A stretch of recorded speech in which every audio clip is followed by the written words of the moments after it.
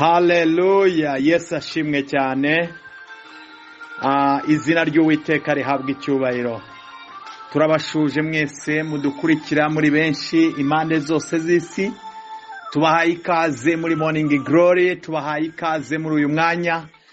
Umwanya mwiza turi kuri uyu munsi wa mbere. Turashima Imana yabaye mu ruhande rwacu icyumweru cyatambutse. Turashima Imana yuko twongeye kugirirwa amahirwe yo kuba imbere yanyu no kuba imbere y'Imana tuvuga gukomera kwayo. Izina ry'Uwiteka rihabwa icyubahiro. Reka tubanze dushima Imana yabanye natwe mu cyumweru cyatambutse. Dushima Imana kandi Imana yongeye kudukandagiza muri iki cyumweru. Mana turagushimye, data tuguhaye icyubahiro. Mana wabaye mu ruhande rwacu, wabaye mu ruhande rwa buri wese mwami. Data twabonye ikiganza cyawe, twabonye gukora kwawe mwami. Mana kuba turiho, data kuba turi bazima. Mwami hari benshi batashoboye kurenga icyumweru cyatambutse. Hari benshi batashoboye kwambuka. Ariko twebwe turagushimye kuko dushoboye kwambuka. Turagushimye kubw'uyu munsi kuko uracyari wo kwizerwa ku buzima bwacu. Turagushimye kuko uri Imana nzima kandi Imana idukunda. Mana duciye bugufi Uwiteka Imana nyiringabo. Data turavuga gukomera kwawe mwami. Uwiteka iyo utaba mu ruhande rwacu mwami, nukuri ababisha baratumize. Ibiduhiga ni byinshi, ibiduhagurukiye ni byinshi, ariko Uwiteka Imana ishobora byose. Turagushimye kuko watwimanye, turagushimye kuko wabaye mu ruhande rwacu mwami. Ijambo ryawe riratubwira ngo warinde utarinze ngo yabarindira ubusa. Mwami si imbaraga zacu na nubwo ari ukubera amazina yacu, ahubwo n'ubwiza bwawe n'urukundo dukunda mwami. Turagushimye muri uyu mwanya papa. Twemerera Uwiteka Imana ishobora byose. Imitima yacu iciye bugufi kugira ngo ikuramye. Imitima yacu iciye bugufi kugira ngo tuvuge gukomera kwawe. Imitima yacu iciye bugufi kugira ngo tuzamure icyubahiro cyawe muri uyu mwanya. Turagushimye kuko uri Imana yo kwizerwa. Turagushimye kuko uri Imana nzima. Izina ryawe rihabwa icyubahiro papa. Mana kuba dukandagiye muri iki cyumweru mwami, turakwingiza Uwiteka Imana nyiringabo papa. Data turavuze ngo ikiganza cyawe kizabe ku buzima bwacu. Uzaturinde kandi uzaturengere mwami. Tuzabone ineza yawe mwami, tuzabone imbaraga zawe data, tuzabone ineza yawe mwami. Data nk'uko wabwiye umugaragu wawe Mose uramubwira ngo nzanyuza kugira neza kwanjye imbere yawe. Reka Uwiteka Imana ishobora byose, buri muntu wese mwami urimo kudukurikirana, uzakurikirana buno butumwa mwami. Mwami reka uzanyuze kugira neza kwawe imbere yiwe mwami. Uwiteka turagushimye, izina ryawe rihabwa icyubahiro mwami. Mwami ndasenze kugira ngo iki cyumweru wiyereke buri wese ugushaka. Muri iki cyumweru mwami reka tuzabona ubuhamya bushya. Mwami reka iki cyumweru tuzabona ineza yawe. Mwami reka iki cyumweru tuzabone mu maso hawe. Mwami reka muri iki cyumweru tuzabone mu kiganza cyawe. Mu izina rya Yesu Kristo. Urakoze byerengero bizima. Ngwino uvugane natwe mwami, ngwino uvugane n'abana bawe, ngwino uvugane n'ubwoko bwawe, ngwino uvugane mwami Yesu n'imitima yariguye imyoma, ngwino uvugane n'umutima wose ukunyotewe, ngwino uvugane n'umutima mwami, umutima wabaye, umutima ushenjaguwe, kuko ni wowe wo muri imitima ibabaye. Mwami turagukeneye muri uyu mwanya, dukeneye kumva ya neza yawe, dukeneye kumva rya jwi ryawe rituruka kuri ya ntebe mwami. Dukeneye kumva rya jwi ryawe mwami ritubwira ngo baho tukabaho. Dukeneye kumva rya jwi ryawe mwami ritubwira ngo humura ndi kumwe nawe. Dukeneye rya jwi ryawe mwami ritubwira ngo nzaringaniza hataringaniye ngo kandi n'inzugi z'imiringa ngo nzazinagura mu izina rya Yesu. Data turagukeneye muri uyu mwanya. Reka mwami uzi inyuma y'ijambo ryawe kugira ngo ukore ibikomeye n'ibimenyetso mwami. Mu izina rya Yesu. Urakoze byiringiro bizima, urakoze gitare cy'amahanga mwami. Turagushimye data, tuguhaye ikaze. Mwuka wera turakwakiriye muri uyu mwanya. Mwuka wera turakwakiriye. Urakoze byiringiro bizima, ngwino uvugane natwe mwami. Mu izina rya Yesu Kristo. Icyubahiro ni icyawe. uyu munsi n'iteka ryose. Amen. Yesu ashimwe cyane. Mwese turabakiriye abadukurikira mu mpande zose kuri social media zitandukanye no kuri YouTube, muri Miracle channel. Mwese tubahaye ikaze. Turashima Imana yabaye mu ruhande rwacu. Turashima kubw'uburinzi bw'Imana bwabaye ku ruhande rwa buri wese. Kuburiho n'imbaraga z'Imana. Kuburi amahoro no kugira neza kw'Imana. Si imbaraga zawe ahubwo ni ubuntu bw'Imana. Muri iki cyumweru turavuga ngo Imana yongere ikwiyereke. Imana yacu ishimwe cyane. Imana yongere ikwiyereke bundi bushya.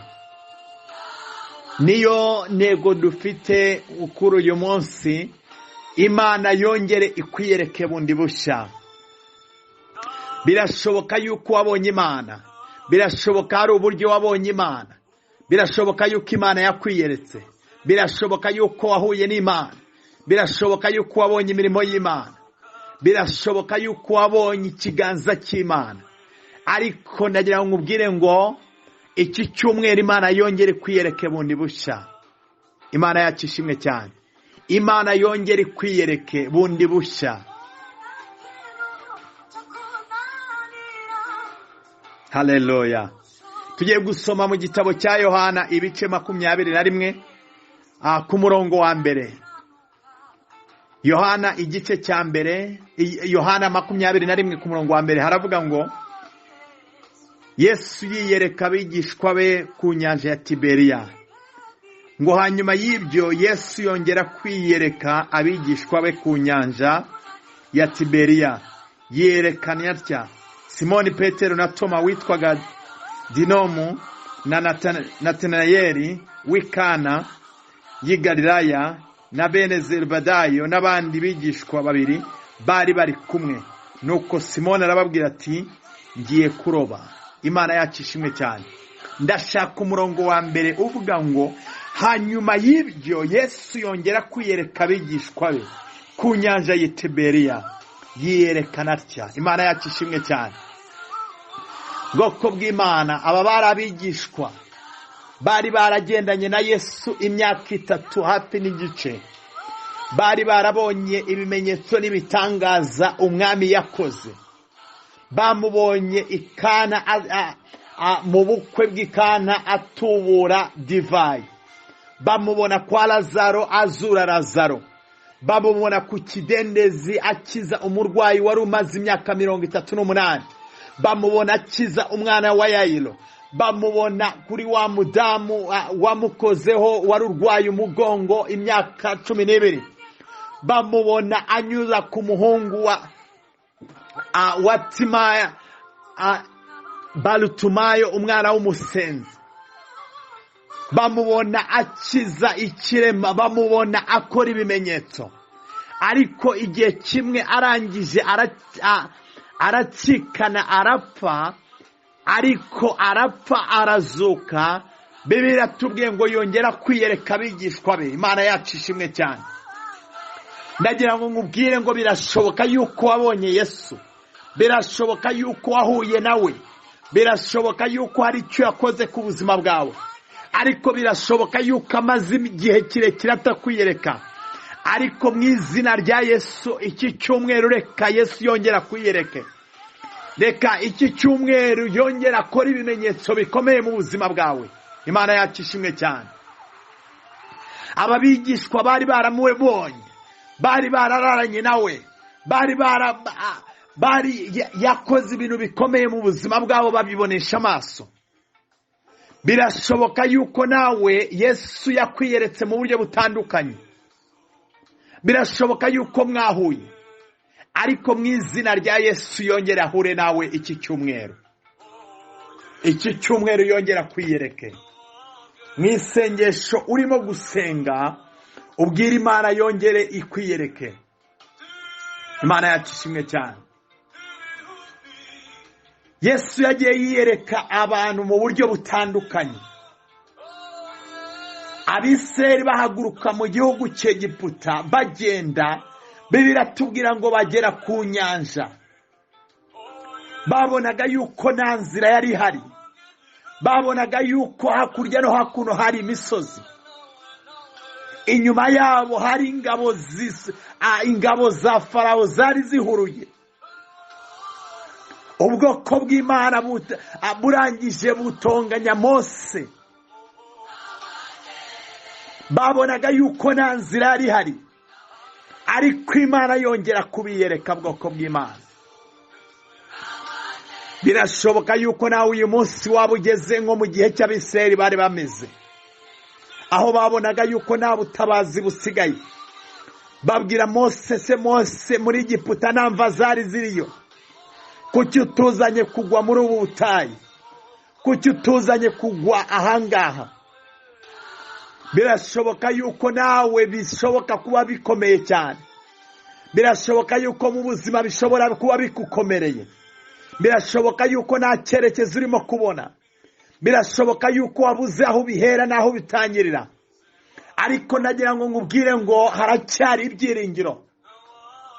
Haracyari ibyiringiro yuko Yesu uyu munsi hari icyo yakora. Abigishwa bagendanye na Yesu bari mu nyanja, Bibiliya tubwira ngo umuraba ubaterera hirya no hino. Babona yuko urupfu rwabo rwari rwegereje. Barangije batakira umwami, baramubwira ngo nta kintu bigutwaye, nta kintu ubona yuko nta kintu bikubwiye, wowe urisinziriye. Ariko nkunda Yesu. Bibiliya tubwira ngo arahaguruka, arangije acyaha umuyaga. Reka Yesu ahaguruka acyaha umuyaga wose, umuyaga w'ibigeragezo byari bikugose, umuyaga byari biguturutse hakurya no hakuno. Imana yacu ishimwe cyane. Birashoboka yuko nawe hari umuyaga wari uguteranye hakurya no hakuno. Birashoboka yuko byari bikomeye mu buzima bwawe, ariko nagira ngo nkubwire ngo uyu munsi Yesu yakwiyerekana mu buzima bwawe. Yesu arahaguruka acyaha umuyaga, umuyaga uturiza aho ngaho. Ngo barangije baravuga ngo uyu ni muntu ki? Imana yacu ishimwe cyane. Birashoboka yuko Yesu yaba yaratinze. Birashoboka yuko wari umaze igihe kirekire usenga, ariko iki ni icyumweru cyo kongera Yesu kugira ngo akwiyereke. Iki ni icyumweru Yesu kugira ngo yongere akwiyereke. Mariya na Marita batumye kuri Yesu, abo bari bashiki ba Lazaro. Bamutumaho umunsi wa mbere arasibira, umunsi wa kabiri arasibira, umunsi wa gatatu arasibira.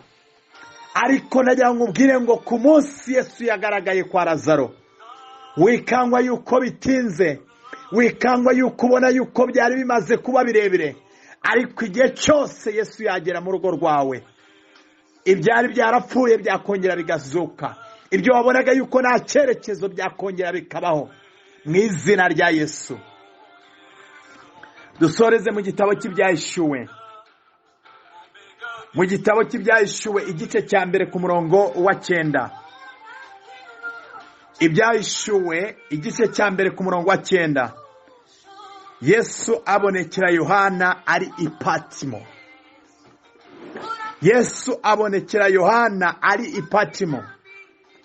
Murongo wa 9 aranditse ngo Yesu ngo njyewe Yohana mwene so musangiye amakuba n'ubwami no kwihangana biri muri Yesu, nari ku kirwa cy'Ipatimo bamora ijambo ry'Imana no guhamya kwa Yesu. Ku munsi w'umwami wacu nari ndi mu mwuka, inyuma yanjye ntumva ijwi rirenga ry'Imana rivuga riti, icyo ubona ucyandike mu gitabo, icyo ucyohereze amatorero 7 ari muri Efeso ni Sulumani ni Pergamo ni Tuatila ni Saludi ni Filadelfia ni Laodikia. Imana yacu ishimwe cyane. Bwoko bw'Imana, iki ni igihe Yesu yongeye kwiyereka Yohana. Yohana yabonaga yuko birangiye. Yohana yabonaga yuko birangiye. Yajugunywe ku kirwa cy'Ipatimosi, cyari igihe gisa nkaho kwari ukumushingura. Yabonaga yuko byari birangiye. Yabonaga yuko na yandi mahitamo yari afite. ku kirwa cy'Ipatimo, usibye inzoka z'ubusagwe, usibye sinzi ko nabyita, hari inzoka z'inkazi zari ku kirwa cy'Ipatimo. Isibye nta buzima bwari ku kirwa cy'Ipatimo, nta buzima bwari buhari. Ariko ndagira ngo ubwire ngo aho ubona yuko nta nzira, aho ubona yuko nta yerekwa, aho ubona yuko ntabwo bishoboka, aho niho Yesu ajya yiyereka. Yohana byari byarangiye mu buzima bwiwe. Yohana yabonaga yuko nta nzira rihari, ariko ndagira ngo ubwire ngo aho ngaho yabonaga yuko atawe, aho yabonaga urupfu, aho yabonaga ubuzima burangiriye, aho niho Yesu yaje kumwiyereka. Arangije amuhera amagambo akomeye cyane, aramubwira ngo icyo wumva cyangwa icyo nkubwira ucyandike. Imana ishimwe cyane. Tujya tugera mu buzima bene nk'ubwo ngubwo, tujya tugera mu buzima yuko tubona yuko byarangiye, tujya tugera mu buzima yuko tubona nayerekwa, iyo tubona yuko nta nzira, aho tubona yuko byarangiye. Ubwo nibwo buzima Yohana yari arimo. Ariko ngo Yesu yongera kumwiyereka, Yesu yongera kumusanga, amuha amagambo akomeye cyane. Niho yandikiye ibyahishuwe byose, yandikira amatorero 7. Imana yacu ishimwe cyane. Ndimo ndakubwira ngo iki cyumweru Imana ikwiyereke, iki cyumweru Imana igusange, iki cyumweru Imana yongere guhe ibyiringiro, yongere ivugane nawe. Aho wabonaga ugiye gutsindwa, aho wabonaga yuko birangiye, aho wabonaga yuko nta nzira, aho wabonaga yuko bidashoboka, reka Imana yongere iharemo inzira mu izina rya Yesu. Abigishwa bari bavuye mu murimo, abigishwa bari basubiye kuroba, bibazaga yuko nta handi hantu bari buhere umuvugabutumwa. Ariko ngo Yesu yongera kubiyereka ku nyanja y'Itiberiya, abaha amagambo abakomeza, bongera basubira mu muhamagaro. Abiseri bari bazi yuko Imana ibatwaye mu gihugu cy'isezerano, babonaga yuko inyuma yabo babonaga urupfu, babonaga yuko ingabo za Farawo zibasumiye. Ariko Imana irema inzira aho babonaga yuko bidashoboka. Na Yohana Ipatimo yabonaga yuko nayerekwa rihari, yabonaga yuko ubuzima burangiye, yabonaga inzoka z'inkazi. Ariko Imana yongera kumuhera amagambo akomeye, yamubwira ngo Yohana icyo nkubwire ucyandike. Imana yongera kumwiyereka, Imana yongera kwiyereke mu izina rya Yesu. Sinzi ubuzima wari urimo, sinzi ubuzima wari umazemo iminsi, sinzi icyumweru ukuntu cyambutse, wabonaga yuko bidashoboka. Ariko Imana yo mu ijuru, Imana ashobora byose, Imana ivuga bikaba, Imana itegeka bikaba, Alufa na Omega. Imana yongere kwiyereke muri iki cyumweru, wongere uhuzwe n'ubwiza bw'Imana, wongere uririmbe indirimbo z'amashimwe mu izina rya Yesu. Reka Imana yongere kuvugana nawe, reka Imana yongere kukwiyereka, reka Imana yongere irema amashimwe mu izina rya Yesu. Tugiye gusenga, ariko bwira Imana uti iki cyumweru ndifuza guhura nawe. Inzira z'Imana zirenze igihumbi, aho ubona yuko nta butabazi buri, aho ngaho niho ubutabazi buri. Aho ubona yuko bidashoboka, aho ngaho Imana niho ijya yigaragariza. Ijambo ry'Imana tubwira muri Yobu 14:7, haravuga ngo haracyari ibyiringiro yuko igiti cyatemwe cyakongera kigashibuka. Birashoboka yuko nawe nta byiringiro bihari, ariko ndagira ngo ubwire ngo haracyari ibyiringiro, ndagira ngo ubwire ngo haracyari ibyiringiro muri Yesu. Biracyashoboka. Inzira z'Imana zirenze igihumbi, inzira z'Imana zirenze uko ubitekereza, inzira z'Imana zirenze uko abana b'abantu babivuga. Yesu aracyakora. Abaheburayo 18 ngo Yesu Kristo ko yari n'uyu munsi niko ari. Aracyarimo ibitangaza, aracyarimo inzira, aracyereka abantu, aracyarimo ibitangaza mu buzima bw'abantu. Ijambo ry'Imana atubwira ngo nkunda abo bankunda, ariko abo bashakana umwete, abo nibo bazambona. Reka Imana ikwiyereka iki cyumweru, reka Imana ihure nawe, kandi nubyizera urabona kugira neza kw'Imana. Zamura ibiganza byawe dusenge. Data turagushimye Mwami, tuguhaye icyubahiro witeka Imana nyiringabo. Mana tugushize hejuru nk'Imana ikomeye. Data uwiteka Imana ikomeye. Uracyari Imana yacu, uracyari ibyiringiro byacu. Uracyakora ibikomeye Mwami. Uracyarema muri imbaraga watangiye mwiremwa n'uyu munsi nizo zigihari. Turakwinyiza uwiteka. Iyereke buri muntu wese Mwami udukurikiranye. Wongere umwiyereke bundi bushya. Nk'uko wiyeretse abigishwa bawe ku nyanja y'Itiberiya. Basubiye kuroba. Babonaga yuko nta nzira zihari. Babonaga yuko bidashoboka. Babonaga yuko nta byiringiro bihari. Babonaga yuko birangiye. Ariko wongera kubiyereka Mwami. Yesu nk'uko wiyeretse ubwoko bwawe ku nyanja Mwami itukura. Babonaga yuko ingabo za Farawo zibasumiye. Babonaga hakurya no hakuno. Babonaga yuko ari imisozi. Ariko ubasha gucamo inyanja inzira. Ubwoko bwawe burambuka. Mu izina rya Yesu Kristo. Nsengeye buri muntu uwo ari we wese Mwami. Ubona yuko nta nzira. Ubona yuko bidashoboka. Ubona yuko nta byiringiro. Reka yongera abone neza yawe Mwami. Data nk'uko wiyeretse Yohana ku kirwa cy'Ipatimo. Yabonaga ibikoko gusa. Yabonaga urupfu mu buzima bwe. Yabonaga yuko birangiye. Yabonaga yuko nta byiringiro bihari. Ariko urongera wamusanga. Umuhera amagambo akomeye. Umubwira yuko yandikira amatorero yawe. Mu izina rya Yesu Kristo. Data reba wari ucitse intege wese. Reba wari ubuze inzira. Reba wari ubuze amahitamo. Reba wari ubuze Mwami ibyiringiro. Reba wabonaga urupfu imbere yiwe. Ndakwinyiza uwiteka Imana ikomeye. Iki cyumweru wiyereke uwo ari we wese Mwami ugushaka.